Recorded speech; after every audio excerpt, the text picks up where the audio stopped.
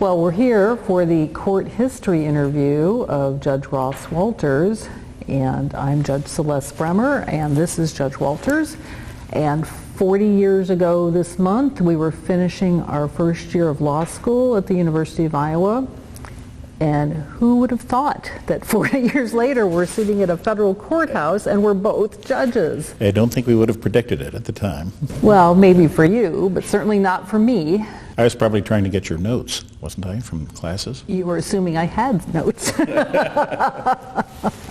Well, so tell us a little bit about, first of all, just basic biographical information. How old are you now? 65.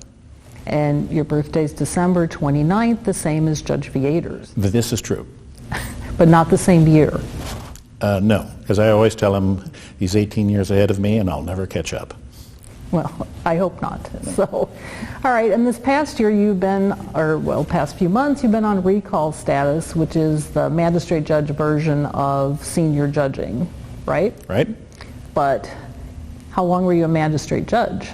For a little over 20 years. I started in November 1994, and I went on recall status in February of this year. Which is very nice, because you're still here at work just about as much as you ever were. Well, I'm trying to work less, but it's you carry things forward that you're finishing up, so it's things have not stabilized yet, but they will. But you just had a trial last week. I did, and then I had a jury trial in March, so... yeah, so much for that whole trying to ease back. The arc is downward, I hope. Okay, that's a theory. All right, well, before you got to be a U.S. magistrate judge, and before you got to be a state court judge, and before you got to be in private practice in Des Moines, and before you got to be a law clerk, you were born. Yes, that's when it starts. And where was that? I was born in Cleveland, Ohio. Well, I didn't know that. But your brother's still in Ohio. He's in Toledo, Ohio. Okay. I only lived in Cleveland for about 6 months. My father was in graduate school at Western Reserve University, and so finishing up. Then they moved to central Pennsylvania. And so the job he got at Penn State? He got hired as an instructor at Penn State and stayed there his whole career. And what department was he in? He was in the Department of Theater Arts. He was an expert on stage design. He taught theater arts, became head of the Department of Theater Arts, retired as Dean of the College of Arts and Architecture at Penn State. Oh, that's pretty cool. What year was that? I had a very artsy bringing up. Well, and you have one brother and one sister? One brother and one sister, that's right. And your brother is? The editorial cartoonist for the Toledo Blade newspaper. Which, that's always been a tough business, but even more so now that newspapers are... There are fewer and fewer editorial cartoonists, but they keep him around. He's quite popular in Toledo. And you can get him online if you're ever so inclined. And what's his name? And he's in the Quad City Times often has his cartoons. All right. And his name is? Kirk. Kirk Walters. Walters, right. And your sister? My sister is a physician by training, and her husband is also a physician. They live in Mechanicsburg, Pennsylvania. All right. And your mom is still around? My mother's still around. She'll be 92 years old in a couple of weeks. Sorry, and your mom? An Iowa native, I might add. Well, and we're going to figure out how you ended up in Iowa, because after being in Pennsylvania all through... I grew up in State College, Pennsylvania. Right. And that's where you went to grade school and... Grade school, well, up through high school. High school? And college. Went to Penn State, right. Right. But what was your major? At Penn State was history. That's right. And we know you as quite the historian. Well, I know little bits of interesting facts about things nobody cares about, but when you say them, they think you're really smart. But I would not call myself a great historian. Well, but you're our go-to guy for history questions, particularly Civil War questions, right? Right. And not only Iowa Civil War history, but the entire Civil War we put you in charge of. And so what was one of your summer jobs? Well, I was for 2 years in the summer of 1970, 1971, I was a seasonal park ranger at the Gettysburg National Military Park. And what did you have to do there? Well, we did lots of things. We worked behind the visitor desk giving out information. We were on parole. They stationed us out at places like... Parole or patrol? Patrol, right. One night we stopped Mamie Eisenhower's driver on the... but the Secret Service let us know straight away what was up, so that didn't last very long, that encounter. But... and why was Mrs. Eisenhower there? Because she still lived on the Eisenhower farm, which is just right off of the park property, and is now administered by the National Park System. All right. And so part of your job was also to wear... we did reenactments, right. So you wore a wool uniform. Wool uniforms. I couldn't fit in the Confederate uniforms. They were made of cotton and tended to split rather easily, and so I protected myself by wearing the Union wool uniforms, which in July are quite hot. Of course, that's when the battle was fought, so... right, and we had little biscuits of hardtack, and we would show the guests that, and then the end of the session was we would load and fire an actual Civil War rifle. Not with a bullet, of course, but we'd load it with just gunpowder, and it made one very large noise. And no one was actually injured? Nobody's actually injured. There were some people did my job who liked to whittle wooden bullets and shoot them around, but I didn't do that. Well, that's very good to know. All right. So when did you leave Pennsylvania? Well, I left Pennsylvania after I graduated from Penn State. The Vietnam War was on. I had a low draft number, and I was faced with that reality, and I joined the Navy. My father had been in the Navy in World War II, so that's what I signed up for, and got into officer candidate school. It was a little bit of a challenge with a non-engineering background, but I got into officer candidate school at Newport and went through that, and then spent 3 years on active duty in the Navy. And again, at that time, there was a draft, and your draft number was really quite pivotal in your life plan. It was. Mine was number 16. Mine was drawn in the first batch. So was that 1971? That was, I went in 71, right? Right. August of 71. All right. So at that time, a lot of people in our generation were being drafted, a lot of men. Right. And so you could be drafted and go in the Army and be infantry, or if you had a better plan, you could... Well, you could volunteer, yeah, which I did. And my idea, I always knew I wanted to go to law school, so my master plan, which sort of worked out, was to try and go to officer candidate school and become a legal officer on a ship. Because you didn't need to be a lawyer to be a legal officer on most ships, and to get some law training that way, and that's the way it worked out. But so as a history major, and you said you always wanted to go to law school, were there other lawyers in your family? Well, yes, but they go way back. But interestingly, my great-great-grandfather was the second chancellor, dean, they'd be called now, at the University of Iowa Law School between about 1881 up to, I'm going to say 1885, 86. He was from Council Bluffs, and he moved to Iowa in the 1850s from Ohio and started a practice first in Lewis, Iowa, which then was the county seat of Cass County. The county seat later moved to Atlantic when the railroad came. The railroad had a lot to do with what towns ended up as being the county seat. And Lewis is still there, but hasn't been quite as thriving since then. And then he moved to Council Bluffs and practiced law there. Was in the state senate and did a lot of things, including clearing the brush on the bluffs, so that when Abraham Lincoln visited Council Bluffs in about 1858 or so, he could see the Missouri Valley, which even then was thought to be or slated to be the beginning point of the what has become the Transcontinental Railroad, the Union Pacific Railroad.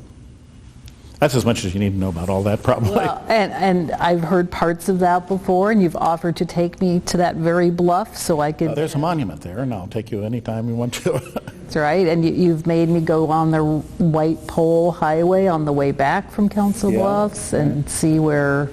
The first train robbery west of the Mississippi, yes, we've done all those things. Thank God. All right, I would have never done them without you, that's for sure. So, all right, so your great-great-grandfather Grandfather. is in Council Bluffs, but he Louisville. ends up in Iowa City as the dean? Yeah, he was for 6 years or so. And you may remember when he left, he gave a speech about the women in law in Iowa. I gave you this very proudly to show that my ancestors were very up on equal rights for women. Unfortunately, as the article he wrote, it was actually a speech that he gave. His idea of equal rights for women was allowed them to also sue for alienation of affections the same as men could at the time. Though he was not at the forefront of today's thought, but... All right, so in 71, you go into the Navy, Right. and you go to Officer Candidate School, in Newport, Rhode Island. Right. and I assume you learned to sail. I did, thanks, and I was very lucky. I got in, the other people in my company were all civil engineers, and they knew all about the steam cycle, which is what they used to run ships on, and other things. And I asked my roommate, I said, do you know much about this steam cycle stuff? He said, you're kidding, it's really easy. He said, I'll get you through it. And I go, oh, gosh. So with a little help, I got through the engineering component and graduated. What else did you learn? What else did they teach you? And, well, they taught you all kinds of things. They taught you how to respond if your ship was sinking and how to plug holes with mattresses and pieces of wood and stuff like that. We went through firefighting drills, which on Narragansett Bay in December in Rhode Island can be really chilly. I remember that. So we learned how to fight fires. We learned how to maneuver ships. I was an ace on something called the maneuvering board, where you plot if you're going to go here at such and such a speed and such a time, what's your course that you take. I got to be pretty good at that. We even learned how to tie some knots. We learned celestial navigation, which is, I think, a lost talent these days, but we learned that. We marched, and we even had classes on how to eat properly. In the presence of others, and so they would have what knives and forks to use and things like that. They covered everything. All right. Officer and a gentleman. So we had to learn the gentleman the part. whole package. Right. So when did you graduate from there? That was in December 1971. Well, that was a pretty short class. Oh yeah, well it's about 4 months, 16 weeks, I think. All right. And then where were you posted? What was your assignment? Well, I did. I asked to be. We have a wish list. I wanted to be a legal officer on a large combatant ship on the East Coast. And they gave me all of those things, except that the East Coast was the East Coast of Japan. I was not clear as to where I wanted to be. But I was posted at the USS Oklahoma City, which is the command ship of the 7th Fleet. As the primary duty as legal officer, but also as the ex-division officer and officer of the deck, and as public affairs officer. I had a lot of jobs. But in between, I went to Naval Justice School, which is also in Newport. All right. And so how many soldiers or sailors were on this ship? I guess they'd be sailors, They'd wouldn't be they? sailors. The ship's company was about 900, and then we had the Vice Admiral, Commander of 7th Fleet on board, and that was about another 200 people. How long were you there in the sea? Well, 2.5 years till I got out. Right. So For traveling the Pacific, we did time on what was called the gun line off of Vietnam when the Vietnam War was on, and then when that ended, we'd do training and maneuvers and show the flag throughout the Western Pacific, which was interesting. All right. And what? A little bit of a challenge being the legal officer on the ship because the sailors tended to have fun when we got to the tied up at various places, and that was always a few things to deal with. all right. And weren't there was a time when ships were going to collide, or you were going to hit the dock, or? We had a few close calls. Because when you're off the gun line of Vietnam, I don't know how much you want to know about this, you couldn't have lights on because people from the shore would shoot at you. So we'd maneuver around in the dark, and we had a few close calls. Not on my watch. Oh, good. No, that's good to know. And you didn't have to put out any fires? No, we had no fires on board. All right. I was the officer of the deck in the event of a nuclear attack. My job was to be the only person on the deck with the helmsman. Everybody else took deep cover. And And I think it was because I was expendable as a legal officer that they put me up there. But yeah, I had all kinds of little duties like that. I would say this, the Navy was a great experience for me because I had not really, I'd grown up in central Pennsylvania in a college town, and those are sort of sealed environments in a way, and I learned an awful lot about different people and different areas, and different countries, and all kinds of, and I had responsibilities that I wouldn't have been had otherwise. So the whole thing turned out to be, for me, a very positive experience.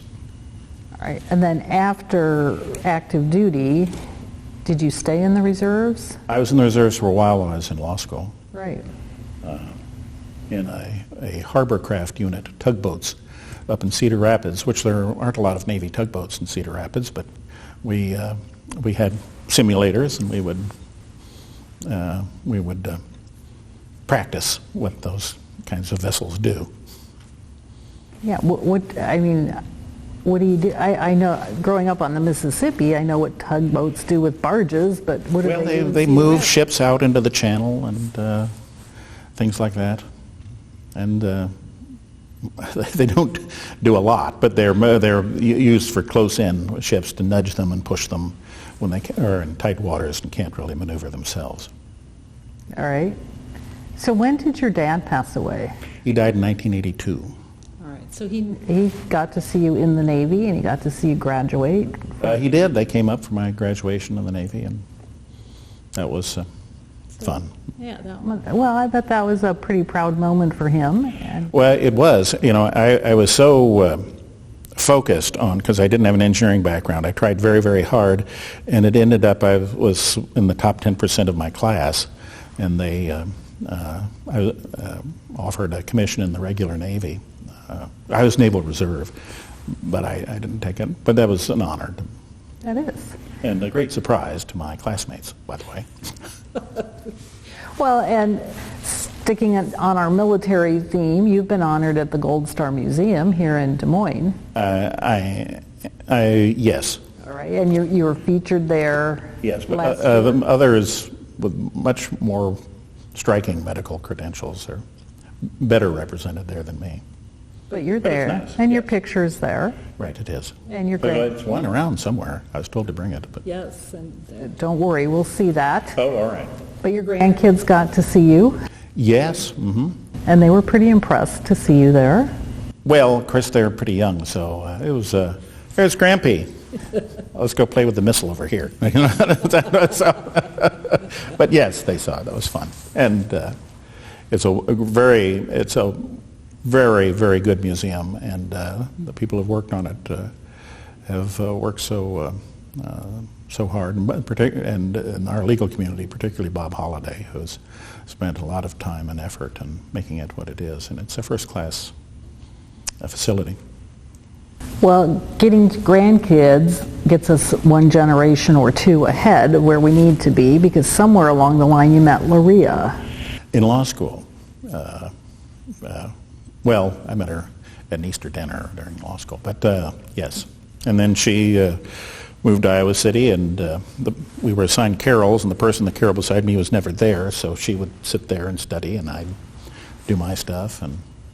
But when you got out of the Navy, you were still in Pennsylvania. No, actually, when I went into the Navy, I applied to law school, and I was accepted at a couple, including the University of Iowa.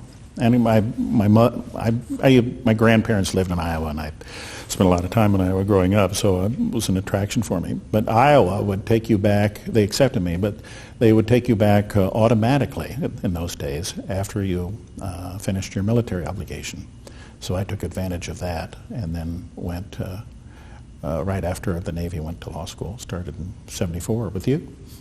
So did you put on your application that your great-great-grandfather was the dean? No, I didn't, and I'm quite sure that would not have made much difference. All right, so yes, in '74 we started law school. Right.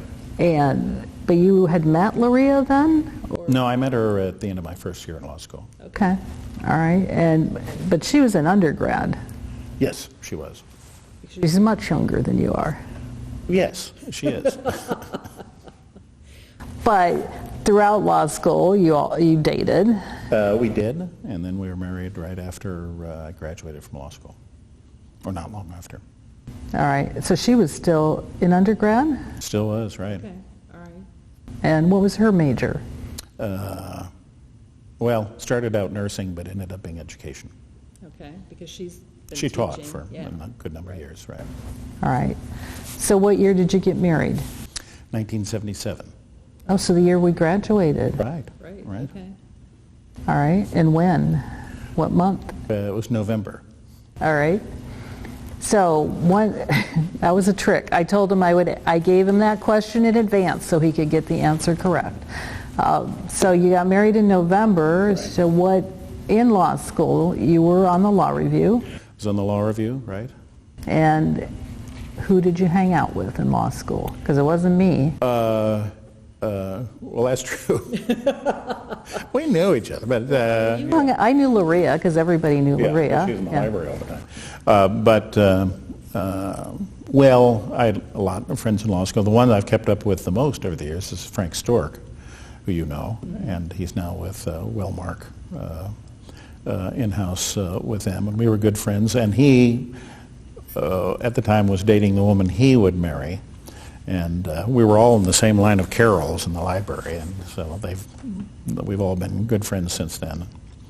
And they have 4 kids, we have 4 kids. It's sort of, we've tracked. Well, and then speaking of the kids, so how old are your kids, or how soon after you got married did you start having kids? Well, let's see, Andy was born in 1981, then my daughter Jenny was born in December 82, and my daughter Lizzie was born in 1984, and my daughter Katie was born in 1987. All right. So don't ask me days. No, that's fine. I'm a little hazy on that part. So, so you had 4 kids to support. Right. And in law school, apparently you decided to stay in Iowa. Right. And why? Well, I actually had an offer from a judge in Pennsylvania to be a law clerk, but I really, I'd kind of moved away mentally as well as physically from Pennsylvania, and I wanted to stay here, and I had an offer to be a law clerk to Judge William C. Hansen of this court, who presided right in this courtroom where we're here at this very moment, and I took that position. So what year did you start with Judge Hansen? Fall of 1977. All right, so August, September? I can't remember what we did in those days. I'm not sure when, August or September, for 2 years, till 79.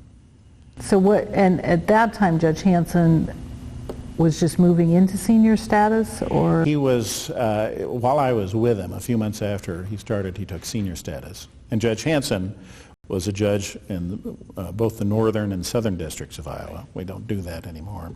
But he lived in Jefferson, Iowa, and he sat in both places. But this was his area here. So did you travel with him, northern and southern? I did, quite a bit, as well as down to the 8th Circuit. He sat quite frequently at the 8th Circuit Court of Appeals. So and you got to do appellate work. Got to do appellate work. And at that time we did a lot of trial work.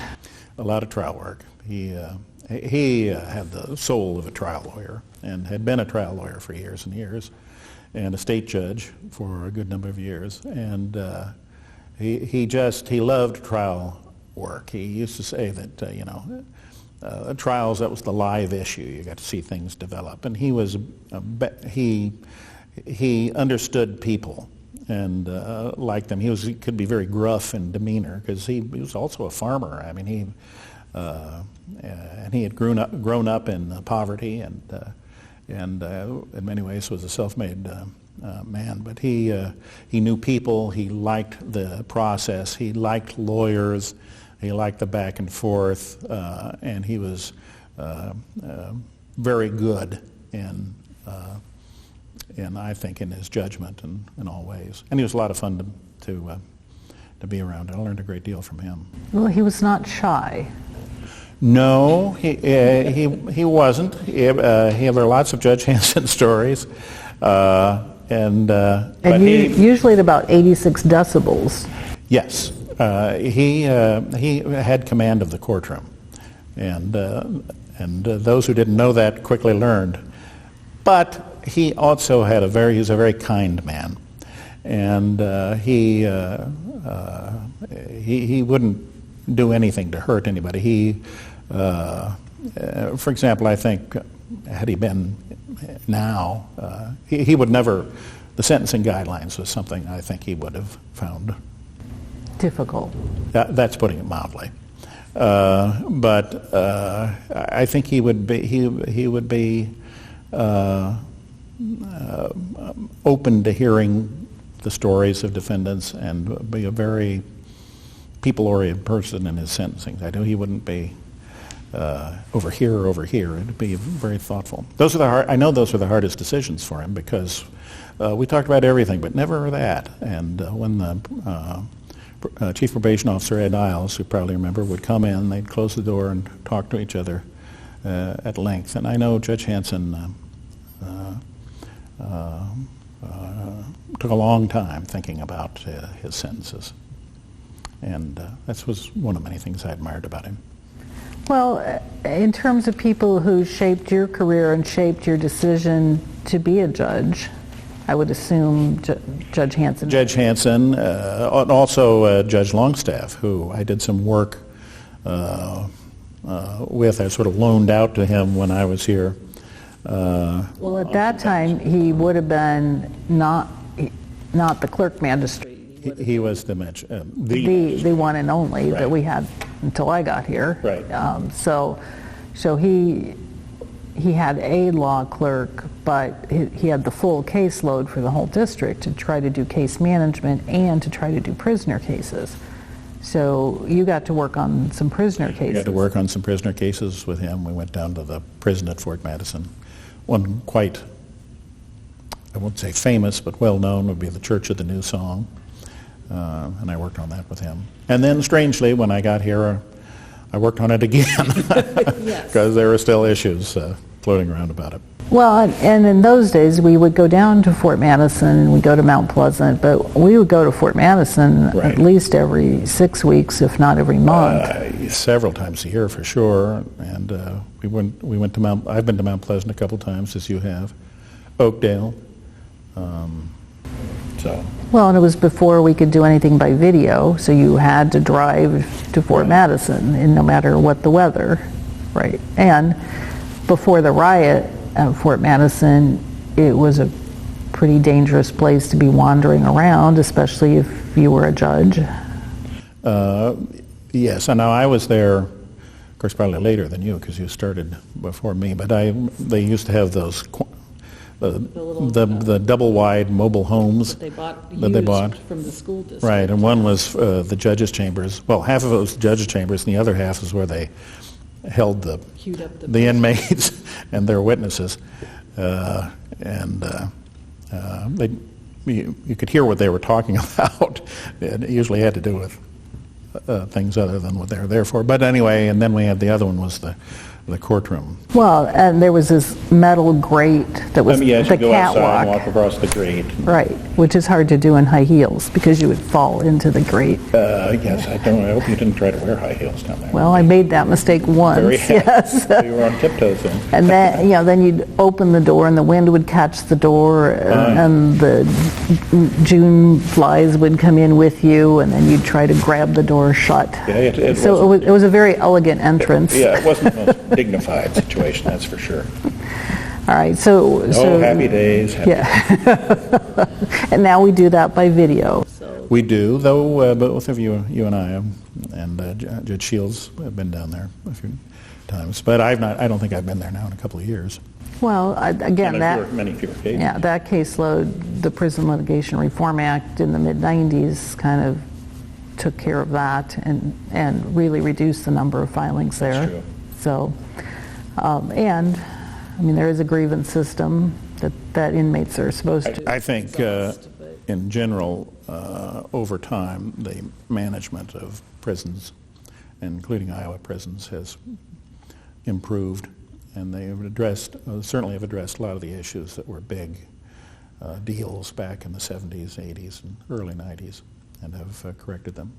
Well, and this court, particularly at Fort Madison, imposed a cap, so it reduced the overcrowding, and I mean that solved some issues, although with the prison that being that old, the oldest prison west of the Mississippi, you just had some structural issues that still are not quite resolved because they haven't moved into the new prison yet. But I mean, this court was very actively involved in prison management in the 70s and 80s. It was, and then the tide sort of turned against federal courts being overly involved with the prisons. And of course, like everything in the law goes back and forth. One thing you can say about Fort Madison, it sure looks like a prison. There's no doubt about that when you're approaching it. You get the whole ambiance when you check in, that you know why you're there. And again, so you were a law clerk, which is a pretty privileged position. I mean, not everybody gets to do that. Well, I was very fortunate to have the opportunity, that's for sure. And after that, did Judge Hanson encourage or order you to stay in Iowa, or? No, I wanted to stay in Iowa. I mean, he gave me some suggestions about where I'd bounce off of him, you know, law firms I was applying to and things like that. And he'd let me know what he thought. But I wanted to stay in Iowa and in this area, and did. All right. And where did you end up? Well, I ended up with a firm that is Herrick, Langdon, and Langdon, which was, they did everything. My job was primarily litigation related. We did a fair amount of insurance defense work, some plaintiff's work as well. But it was trial type work, and that's where I started. And another mentor in the practice of law would be Herschel Langdon, also Judge Alan Herrick. These are names that will mean things to people who are my age and older, as well as Dick Langdon. And I had formed some very good friendships in the firm. Well, about how many people were in the firm when you started there? When I started, they had been with the Bellin firm, and then Herschel and Judge Herrick and Dick formed their own firm. And so I think when I started, there were like 4 or 5, and we got up to about 10 or 11 at the time I left.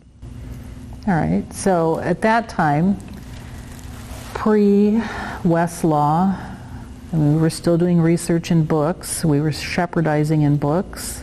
Oh yes, and carbon paper. We used legal size paper. Nobody does that anymore. No. In fact, you had to for anything you're going to file in court. Although you're still writing on legal pads with little stubby pencils. If the pencil sharpener is working, I can get it sharp. But that pencil sharpener up there.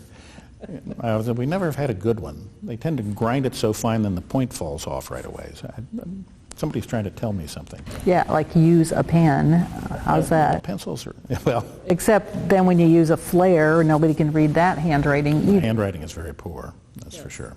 I've had to try to decipher it for others. And so I call it plausible deniability. You can say, well, it doesn't say that. All right, so when you started, so that was 79 when you started at the firm? Right. Okay, so 2 years with Judge Hanson. Right, and about 10 and a half years with the firm.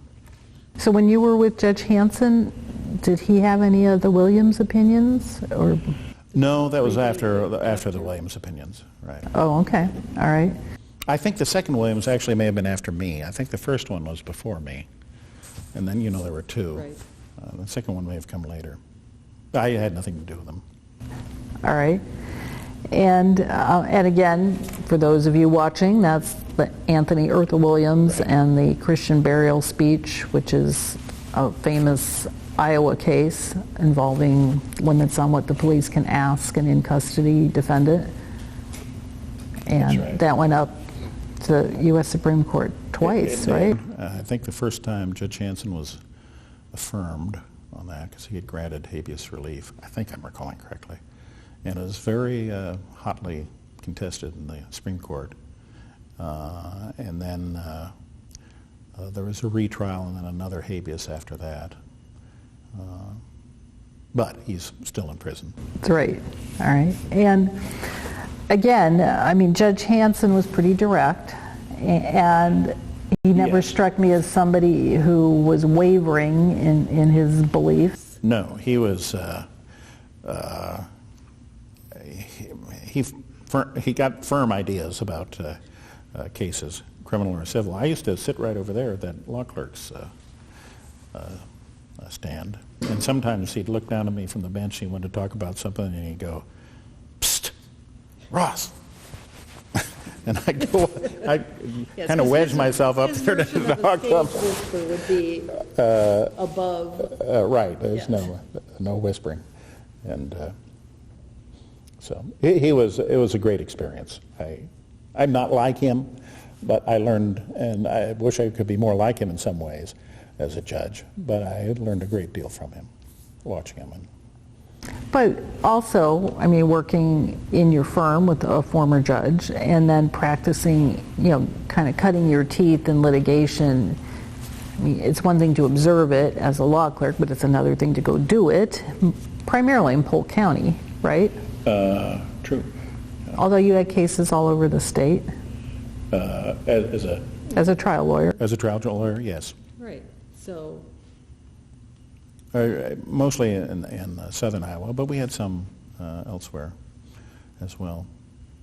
And I learned, you learn by doing, and I had plenty of opportunities to be involved in trials. And again, in those days, lawyers of our age group got to go try cases, particularly in smaller firms. That's true. There are not as many now as there used to be. I used to have, a couple or three jury trials a year, which didn't seem like a lot then, but I think for young lawyers now, that's probably would be a lot. That would be a lifetime career for some. Right. Yeah, I mean, whereas particularly doing insurance defense work, you would just try cases. That insurance defense work, the whole thing has changed. I think for the whole approach to it, I think they're interested in more mediation. I think the insurance companies try to control costs a lot. And as a result, I'm not sure, others actively in the practice now would know more than me, but I'm not sure as many of those cases go to trial. In the old days, I've heard way back in the 30s and 40s when, a big verdict was $3,000 or $4,000 and they'd try, motor vehicle cases and railroad cases all over the state. That's how people like Herschel Langdon or Paul Allers over at the Allers firm used to cut their teeth on trials. But those cases just do not get tried anymore. no. And maybe they shouldn't be, but it's changed. Well, there has been a shift, and that's one of the things we can talk about, both from your perspective as a lawyer, but also as a judge, a state judge and a federal judge. You really have seen a shift in how cases are resolved or what parties' expectations are for what courts do, which I think is more management than adjudication in some issue, Well, there's a lot more management by the courts, more active management than, particularly in the federal level, but I think probably also in the state level than there ever used to be. Right. And so how long had you been at your firm before you decided you'd like to apply to be a judge? Well, I always kind of had the idea I'd like to be a judge, and then one day Dick Langdon called me into his office, and he'd been asked to write a letter for somebody who had applied for a judgeship. And he asked me a couple of questions. I said, do you have the list of the people on the committee, that the lawyers and the non-lawyers? He said, sure, and he handed it to me. Well, I knew every one of them. I'd practiced, I'd been involved in cases with the lawyers. I knew a lot of the lay people. I thought, maybe now would be the time for me to do it. So when another vacancy came up, I applied. And didn't get that one, but then there was another vacancy right after that, and I applied for that. Well, the first time I was one of the two that went to the governor. Then a few months later, I applied again. I was one of the two that went to the governor, and I got that one. All right, so that was 89, 90 when That was in February of 1990, and I succeeded Harry Perkins as a judge. So again, in the 5th Judicial District, there's somewhat of a tradition of applying multiple times, of kind of having a little dress rehearsal with the commission and then letting them get to know you, and then you come back and apply again. That's true. Of course, there are more positions now. Right. And that lends itself to that. But in terms of the state judiciary, I think over time and in that period, the people who are interested in state legal careers is transitioning from people who have been practicing experienced lawyers for a long period of time who were coming toward in the middle or the end of their careers as becoming a judge, as to it being an appealing position for younger lawyers for a career path earlier in life. So Judge Gamble is an example. Myself would be one. Judge Hutchison would be another. And that's kind of carried forward. So it's a kind of a different group that started to apply than had been before. So there's been a transition, I think, in the state judiciary as far as that goes as well. Right. I think you see people more making this decision, well, now in their 30s, but at that time in their 40s to early 50s, to decide, yes, you'd like to do 20 years on the bench, as opposed to, I'd like to practice 20 years and then do 20 years on the bench. Right. So it's a different dynamic for sure. So when you got appointed to state court, what was your assignment? Well, I had never tried a criminal case before, so naturally I was put on the felony trial bench. And so I talked to the chief judge then. Dick Moore was the chief judge, and kind of thought, well, maybe I ought to look at, come and see some criminal case, or get a little training I could have here. And he said, you'll pick it up, don't worry about it. So I kind of got thrown in and started trying felony criminal cases right away. Well, and again, Polk County being the largest county, there's a lot of felony criminal trials. There was one or two set every week. Right. And not most, I think I counted them up in the 2/3 of a year or 3/4 of a year that I was there in 1990 before I switched to another bench. I think I tried like 24 criminal trials, jury trials. So at least almost one a week. Yes. Oh. Right. And were they usually a week, or were they some of them? Oh, most of them were not a week. They'd be 2, 3, 4 days. My first one was a prostitution case, which was an interesting introduction to criminal law. But And that was a felony? well, apparently she had a criminal history, which had actually no, it was aggravated misdemeanor, which for anybody, it's a 2-year maximum. Yes. I forget what kind of version it was, but she had issues before, put it that way. The interesting thing about the case was the prosecutor kept saying it was a sting, and they had somebody being the man who was. Of course, you can't really solicit it. You have to, do an entrapment sort of thing. But they kept asking the witness, well, who do you get to do this kind of work, to be the guy out there? And they said, oh, just an ordinary average person, just an ordinary average person. Well, finally, they called the ordinary average person to the witness stand. And in walks the postman in his postal uniform. And he'd come from work, and I think everybody in the courtroom went, well, here's the average guy coming up. She was found guilty, by the way. And so if you did the trial, you did the sentencing too, right? Yes. All right. And in state court, there was... In state court, the sentencing at the time, I'm not sure if it is today, but the same, I suspect it's similar. The big question for the judge is whether or not to send them to prison or not.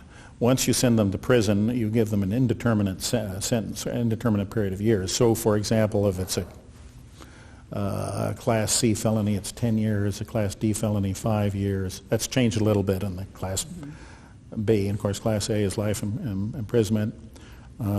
Same with aggravated misdemeanor, which would be 2 years. The misdemeanors below that, you can send them for a fixed period of time. And then it's the parole board that determines when they're released. In the federal system, of course, the judge specifies the number of months that the defendant is to serve.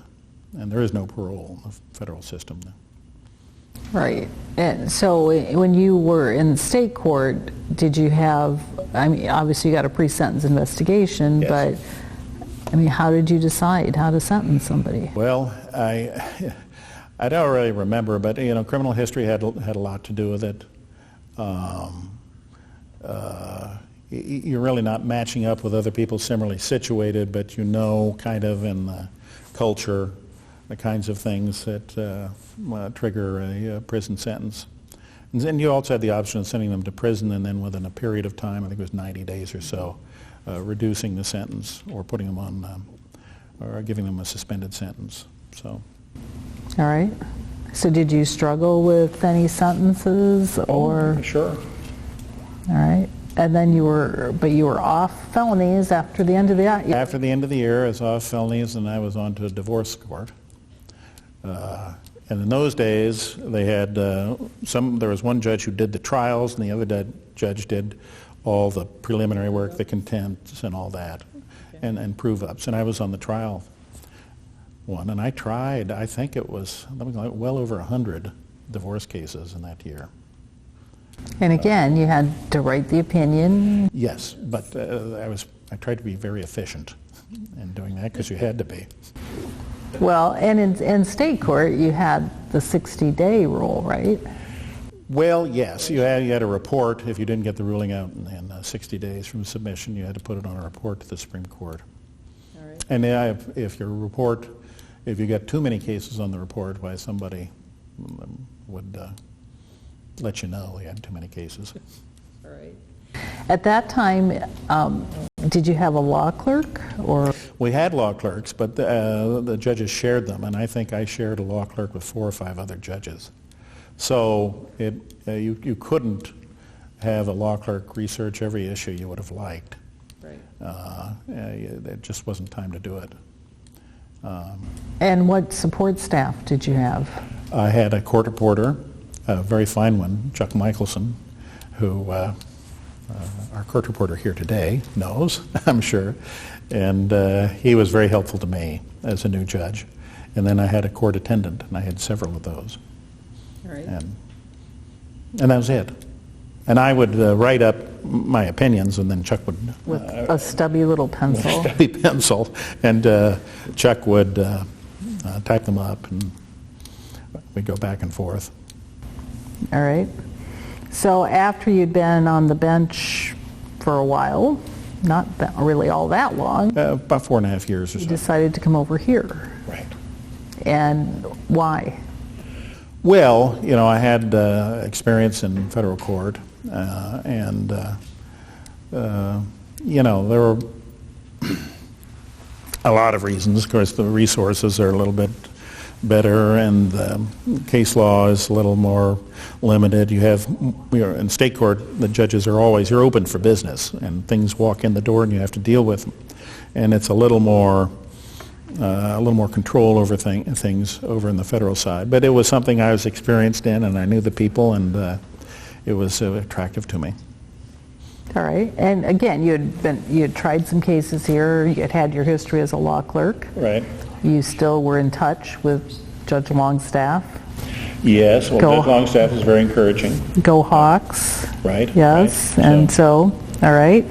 And so, was that a big culture change to come back? Well, it was. You may recall, thanks to you, my first day on the job, I started a jury trial.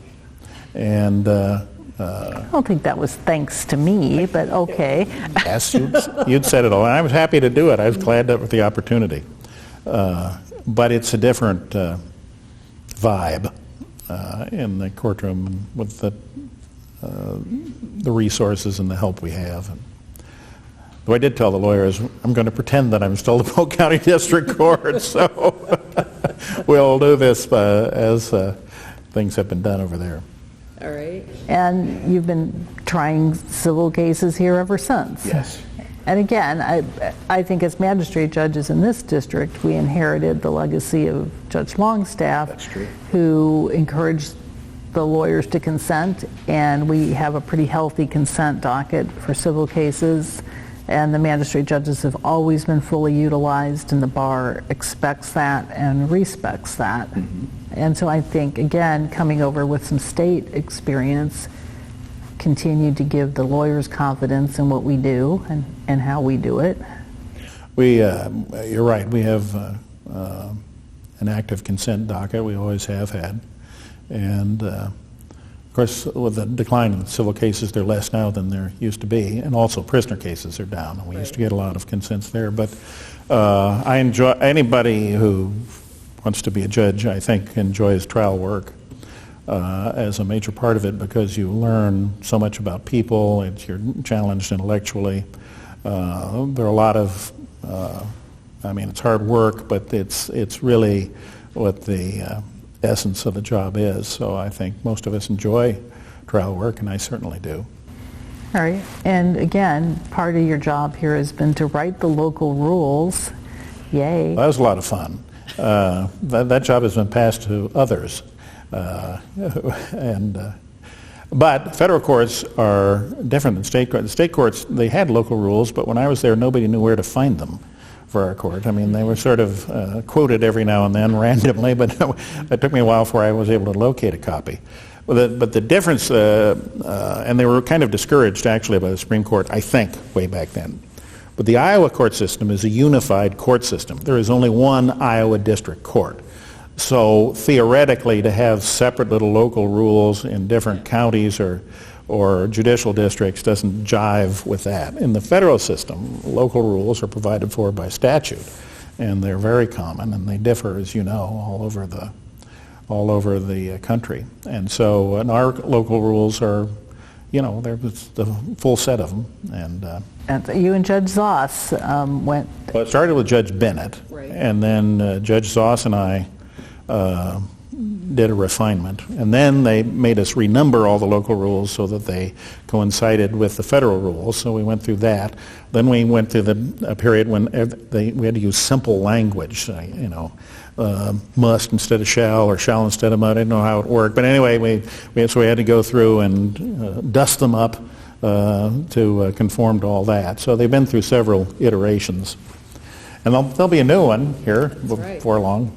But I was smart enough to make that skip a generation and have Judge Adams on charge of that. I wasn't going to mention the judge's name, but... All right. So in what year? 94 is when you came here. Right. Okay. So over the course of that 20 years, how had both the practice of law and the practice of judging changed for you?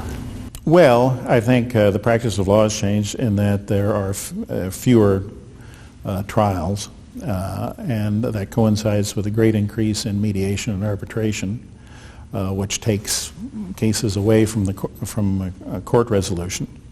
And then I just, part of the problem is I think the process has gotten so expensive that people look for alternatives. And so we don't have the volume that we once had on the civil side. Of course, criminal ebbs and flows, right. So that can go up and down. And as a result, young lawyers don't have the opportunity to get into court as often, particularly in jury trials. I think that's bad for the profession in the long term. I do too. I would not like to practice if I couldn't try a case. And to think that it was structured either that your client couldn't afford it or your client would choose not to let you try a case because for whatever risk management. And I think now electronic discovery has impacted phenomenally how you pre-try your case. And that's something both of us escaped in private practice. It was hard enough to get managed paper discovery. I can't even imagine trying to get your client to understand the need to manage electronic discovery. That's definitely part of it.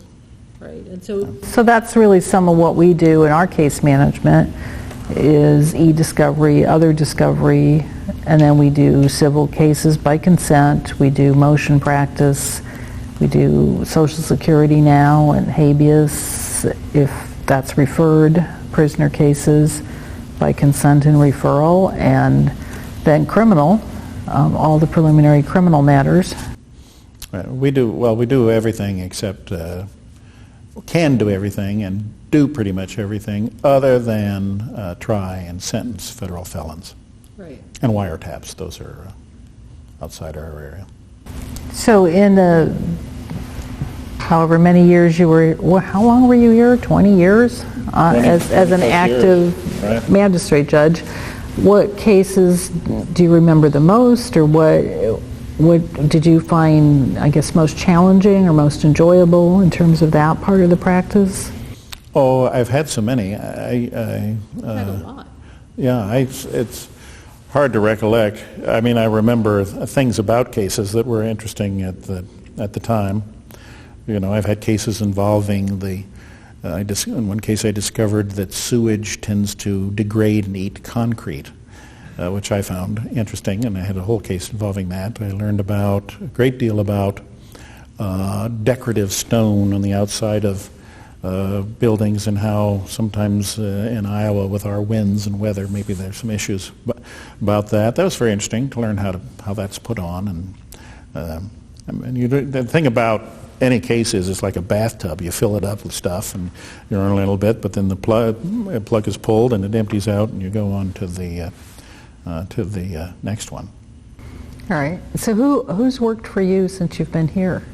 Well, I've had 3 judicial assistants. I had Lori Kohenauer, who passed away, from cancer in 2001, I think. And then I had Nancy Ryan. And then she's now with Judge Rose. And then when that happened, Kathy Nutt, who was my law clerk, became my judicial assistant. And now I don't have any. But I'm sort of cadge off other people. And then law clerks, Kathy was my career law clerk for many years, but the first law clerk I had was a lawyer named Sharon Hall, who's now an assistant Iowa Attorney General. And then Kathy for many years, and then most recently I had Amber Shanahan-Fricke, who's was with me for a couple of years. She's now practicing locally. So really, very few law clerks, considering the 2 decades of... A few law clerks, right. Right, but really solid ones. I would say, yes, very solid. I've had great help, and I've been very, very fortunate. Well, and one of the things that you've done for the bar is the Federal Practice Committee, the annual meeting. I was chair of the Federal Practice Committee for a couple of years. I've always been on it, and I help with the annual Federal Practice Seminar. I give presentations at CLE at the Bench Bar Conference. I did that 21 years in a row. I just did it again in May, my federal case law update. That's right. It's a very scintillating topic. I always has them around the edge of their seats, Right after lunch, everybody's all eager to hear about that. No, I enjoy that because it's the Young Lawyers Division that sponsors that, and so I've got to deal with young lawyers over the years. And then I've done some of that for the bar. And C. Edwin Moore Inn of Court. C. Edwin Moore Inn of Court. I was the president of that for a couple of years. For a long time, I was the president-elect. Many, many years. I used to refer to myself as president-elect for life. I don't know how that worked, but now we have a more uniform and regular structure. Anyway. But you've done that a long time, and that's another way. I think one of the themes is that you do help young lawyers, and you're willing to give them some feedback. You're also willing to model good behavior, and really try to show them the ropes. I think it's important for judges, and particularly federal judges, which can be quite isolating, to be engaged with the practicing bar in appropriate ways and in ways that the judge is comfortable, and those kinds of things that are things I've been comfortable doing over the years. But if you have to try to recollect, though the memory certainly gets dim over the years, but what it's like to be a practicing lawyer and have some appreciation for the things they're dealing with as they try to prepare a case for trial. Well, and again, I think we were last in practice several decades ago, and the whole dynamics of law practice have changed, and I think if you don't get out and about, you really can be just kind of a jerk as a judge. And I don't think that's your reputation. I think your reputation is that, that you're approachable and that you'll listen, and that people would want to try their case to you. Well, everybody finds their own level, but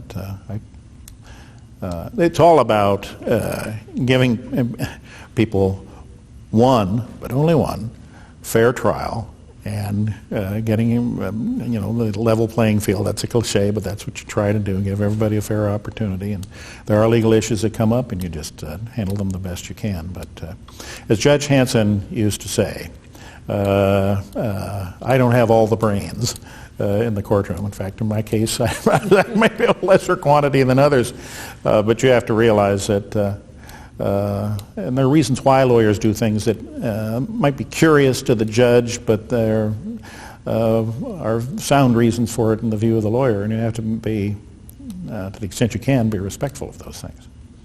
Right. It's the old, judge, if you're going to try my case, don't lose it. So you try not to overreach. Yes. Well, Judge Hanson tells a story about when he was presiding in a case, and there was all this stuff coming in. It just rubbed him the wrong way, evidentially, and he finally the question was asked, and he just said, "Sustained," and there was no objection. Then he told on himself. He said, the lawyer came back later and said, "Judge, I know what you're doing. I appreciate it, but you don't need to make my objections for me. I know what's going on." All right, so what would you tell one of your kids to go to law school? None of them did. None of them did, and so I certainly wouldn't discourage it. I think the practice of law is different now, not necessarily better or worse. It's a very difficult profession. I don't think people realize how hard lawyers work, and I sometimes don't think they appreciate what lawyers do. Lawyers move things, they get things resolved. And sometimes the process is messy, sometimes it isn't, but they also do a lot of planning. And it's tough. You need client. You're dealing with clients. You're dealing with people. You're dealing with people who are in situations where they're physically or emotionally hurt. You're trying to find solutions to things. You're negotiating. All these are stocks and trade for lawyers, and it's a tough profession. But if you're interested in that sort of thing, it can be a very, very rewarding profession as well. So I wouldn't discourage them, but. And there's so many different avenues you can go into in the law these days, too. But. And what about being a judge? Would you encourage somebody to be a state court judge or a federal judge? Well, I think either. I enjoyed being a state court judge, and for different reasons being a federal judge. I think somebody who's going to be a judge, it has to be something that really interests you, something that you want to do. And not everybody is drawn to it, and frankly, not everybody would be particularly good at it. And not sometimes the best lawyers don't make the best judges, and vice versa. But if somebody's interested in it, I would certainly encourage them to. And the state bench is the thing about being a state judge is you're always on. You go walk into the office and the light's on, and people are coming in with problems all the time, and you have things thrown at you, and you really develop skills at trying to manage things. Well, you should develop skills, otherwise you'll be lost. The federal system, there's more time for contemplation and research and things like that, which I am kind of interested in, somewhat the academic side of it, and that's been good for me. So they're different, but I'd encourage anybody who wants to be a judge to try it. But it's not for everybody. No, it's not, and but you've used your writing, and you like to write. Yes, I do. What was your law review note or comment? Oh, good heavens! It was on. No, I didn't go there. Let me put it this way: I've every now and then I've checked, in Shepherd's to see if anybody has ever cited my law review article for anything. As far as I can tell, it dropped like a stone into the ocean and disappeared from sight. And of course, as a law student, you think you're doing something that's going to add to the general accumulation of legal knowledge, and oftentimes it doesn't work out that way. So what's been the most surprising thing about how your whole legal career turned out? Well, it's I don't know. I really feel fortunate. When I look back, there's so many things that just sort of lined up right for me, and I'm glad that has happened. Glad beyond measure that it did. And I've had great opportunities, and I'm very thankful for them. And I think if you're in public service, like being a judge is, if you have the opportunity, you should value the opportunity and appreciate the opportunity that you've been given. Because there are many people who can do my job as well or better than me, and I was fortunate to be selected. Well, and we were pretty fortunate to have you because you've been a really good colleague the last 20 years to have. Well, one thing that's made it so pleasant here are my colleagues, starting with you, of course for 40 years ago. But all the judges here, it's a pretty special group, and we've gotten along pretty well over the years. Of course, there are differences, there always are, but it's been a very good situation. Well, for a small district, and we also try to work with the northern district so that lawyers can have some predictability. We do. We have a very small federal bench and a collegial one. Right. And so, we don't always agree, but we try to get along. We do, which is important for the lawyers in Iowa. That's what we do. We do the local rules is to try to have them uniform as much as possible. All right, so could we end with a legal history story? Because I'd like to hear you tell the story of the judge. I did, but I love to hear you and Judge Viator just tell stories about history, particularly Iowa legal history. And so this is the story of the judge in the Depression. Judge Bradley. Well, that was during, we went through a kind of in the 1980s with the farm crisis. It didn't get that bad, but it was pretty bad when you're taking, academically, the idea of foreclosing a mortgage seems simple, but when you're taking somebody's land, their farm, their livelihood, and something that they've put a lot of sweat into, it's not an easy thing to do, and it's very upsetting and can lead to turmoil, which is what was happening in the Great Depression back in the 1930s. And Judge Bradley was up in Plymouth County, I think it was hauled off the bench one day by some people who were upset with the foreclosure of farms. And he was, they put a rope around his neck, they dragged him from the bench, they asked him to take an oath not to issue any more of foreclosure decrees, and he said something very scholarly like, well, I haven't seen all the cases yet, so I can't make that promise. Well, that wasn't what they were interested in hearing. And they took him out of the courthouse. They smeared some axle grease on him or something like that. They put a rope around his neck. They even tightened it. They threatened to hang him unless he would promise not to. Well, he basically promised to violate his oath, that is, to not fairly and impartially judge cases. They wanted him to not do any more foreclosure, and he refused to do that. And whether or not they would have hung him, I don't know, but somebody in the crowd mentioned that he might die, and then they'd be all charged with murder, and then they sort of frittered away, and he walked home covered with grime and stuff, and somebody finally offered him a ride. They poured liquor down his throat, and they did it's the worst kind of stuff. Martial law was declared in Plymouth County by the governor at the time, and the perpetrators, many of them were prosecuted. They tended to get sentences, assault-type sentences of several months in jail. But it was a rough time, and they're on the cusp of anarchy. But Judge Bradley would not make a promise inconsistent with his oath, though he retired shortly after, and he was in poor health, and he died about a few years after that.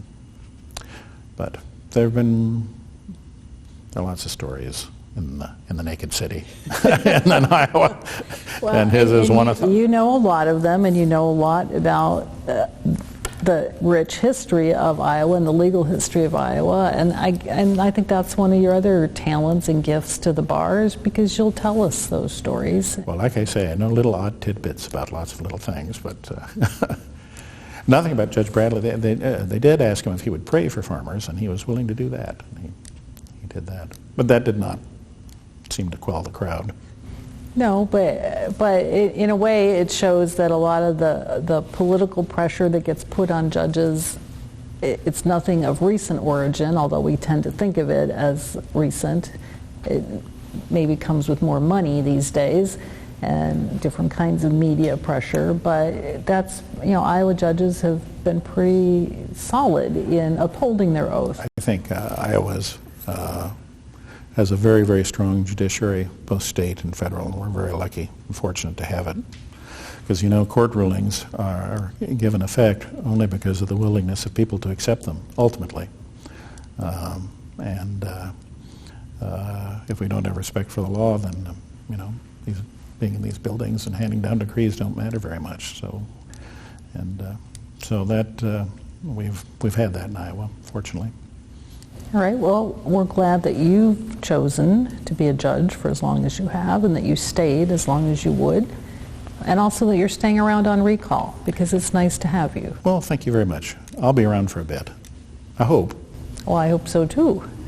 That would be my plan, not only for the cases, but to go to lunch with and to tell me about Iowa legal history. I'll be happy to do that from time to time. On over this way a bit. There we go.